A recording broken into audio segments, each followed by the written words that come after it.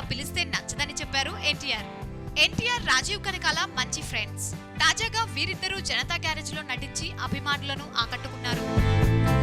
ఈ చిత్రంలో రాజీవ్ చేసిన రోల్ కు మంచి పేరు వచ్చింది. ఇలాంటి సందర్భంలో ఎన్టీఆర్ రాజీవ్ ని అనకూడని మాట అని కోపం తెప్పించాడు. ఇంతకీ ఆ మాట ఏంటి అనుకుంటున్నారా?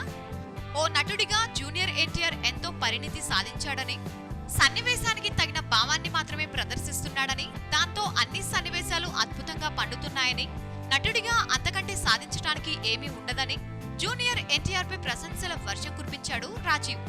రాజీవ్ వైపు ఆనందంగా చూసిన ఎన్టీఆర్, రాజు శబాష్ అంటూ కనకాలను సంబోధించాడు. రాజు అని పిలిస్తే రాజీవ్ కనకాలకు అస్సలిష్టం ఉండదని, రాజీవ్ కనకాల పేరును జూనియర్ ఎన్టీఆర్ తన మొబైల్లో రాజు అని ఫీడ్ చేసుకున్నాడని రాజీవ్ సీక్రెట్ ని బయటపెట్టాడు.